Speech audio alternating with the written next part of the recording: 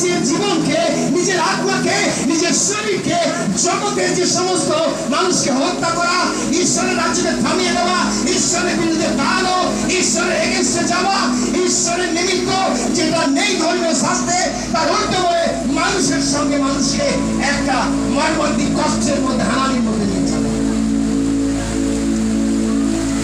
কিন্তু ঈশ্বর তাকে ভালোবাসে।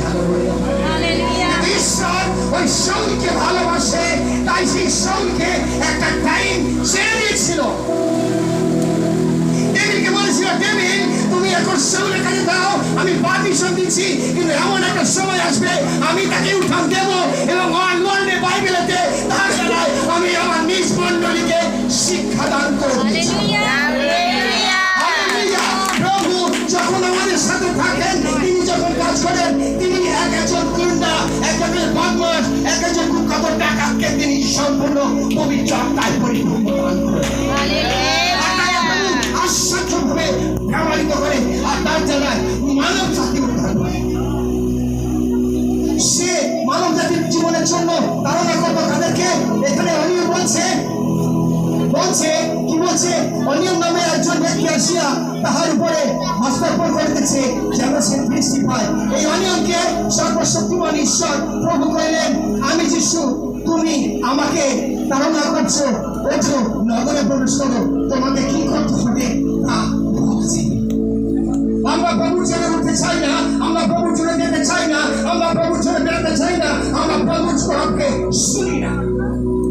আর তাই শয়তান সেই জায়গাতে কাজ করে, সেখান থেকে ডিস্ট্রাক্ট করার জন্য কিভাবে আপনার জীবন, আপনার কর্ম, আপনার অর্থনৈতিক, আপনার বিজনেস, আপনার ডেভেলপমেন্ট বন্ধ করে যায়, আপনাকে সেই কারণে লাগবে। কিন্তু ঈশ্বর সেটাকে সম্পূর্ণ পরিপূর্ণ দেওয়ার জন্য ওই পবিত্রতা হিলিংয়ে দাঁড়ায়, ওই হলি স্পিরিটের নিমিত্ত তিনি নূতন করে সৃষ্টি করার জন্য পরিকল্পনা। প্রত্যেক দিন খ্রিস্টকে নতুন সৃষ্টির দিন। হালেলুয়া। প্রত্যেকদিন আমরা নবরূপে চলতে দিন ঈশ্বর তার বাইবেলে পরিষ্কার সেখানে বলছে। আর ঈশ্বর যখন এই দম্বসাকে অনিয় নামে একজন শিষ্য ছিলেন, প্রভু তাকে দর্শন যোগে করছে। হালেলুয়া। প্রভু তখনই দর্শকে দর্শন দেয়, প্রভু তখন তাকে দর্শন দেয় এবং তার সামনে প্রভু এসে কথা বলে এবং তার সঙ্গে তিনি সম্পূর্ণ তার নিজের যা প্রয়োজন সেটা তিনি জানিয়ে যান। ওই অনিয়নকে প্রভু দেখতে পেয়েছে, ওই অনিয়ন প্রভুর জন্য নিজেকে খুলে রেখেছে, ওই অনিয়ন প্রভুর জন্য বেরিয়ে পড়েছে, ওই অনিয়ন প্রভুর জন্য এগিয়ে চলেছে, তার সামনে যে কেউ এসেছে সরে গেছে যিশু, আর ঈশ্বর এগিয়ে চলেছে। ওই অনিয়নকে সম্পূর্ণরূপে ঈশ্বরের নিমিত্ত তিনি দর্শন দিয়ে বলছে, অনিয়নকে বলছে প্রভু বলুন, বলে এই আমি। তখন প্রভু তাকে কইলেন, তুমি উঠিয়া সরল নামো। কোথায় সরল? কথার অর্থ কি? সরল, সরল না আমরা বলি ওই ব্যক্তি বা ওই ছেলে, ওর ছেলে বা মেয়ে বা ওই দাদা বৌদি খুব ঈশ্বর এই সরল ব্যক্তিদেরই অন্বেষণ করছে। ঈশ্বর এই সরল ব্যক্তিদেরই খুঁজছে, বলছি আমি সরল ব্যক্তিদের খুঁজছি। হ্যালো, ঈশ্বর সরল ব্যক্তিদের খুঁজছে। কারে খুঁজছে? সরল ব্যক্তিদের ঈশ্বর খুঁজছে। আজকে আমাকে আপনাকে প্রভু এই সরল ব্যক্তি অনিয়ন যদি আপনি হতে চান, তাহলে অনিয়নের মতো আপনাকেও সরল হওয়ার প্রয়োজন।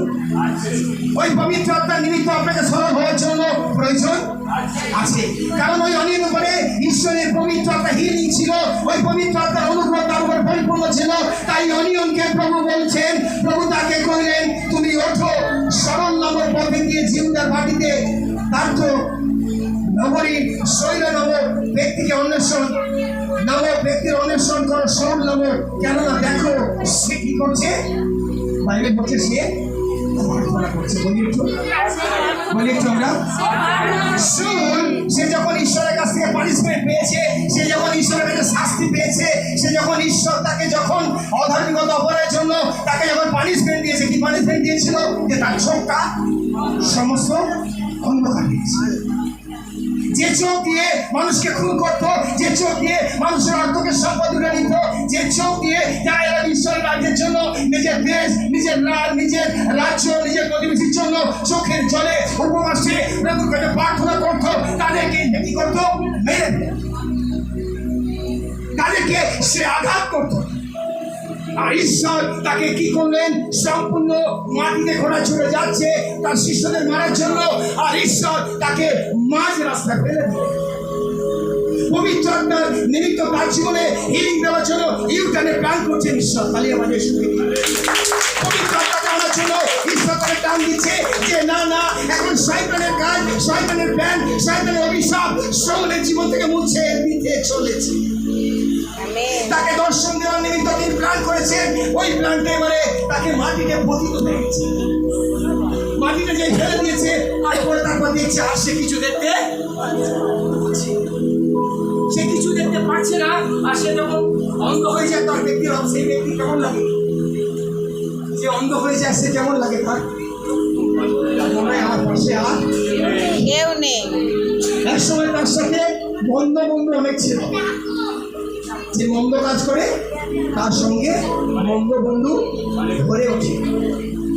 এবারে যখন তার সিচুয়েশন হয়ে গেছে, এবারে সে যখন ওই অবস্থা আছে, সে প্রধান লিডার হয়ে সে তখন বলছে তুমি খেয়ে চোখ হারিয়ে গেছে, তো এবার কষ্ট পাচ্ছে, চোখটা চলে গেছে।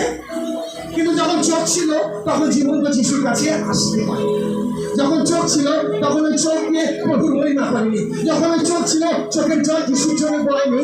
যখন চোখ ছিল ওই চোখের দ্বারায় অন্যের চোখ খুলতে যায়নি। যখন চোখ ছিল ওই চোখের দ্বারাতে যে মানুষ অসুস্থ আছে তাকে সুস্থ করার জন্য হেঁটে যায়নি। সে যে যাচ্ছিল তাদের কাছে মানুষকে মিলে দেওয়ার জন্য। আর ঈশ্বর যখন তার প্রতি পানিশমেন্টটা নিয়ে এসে তখন তার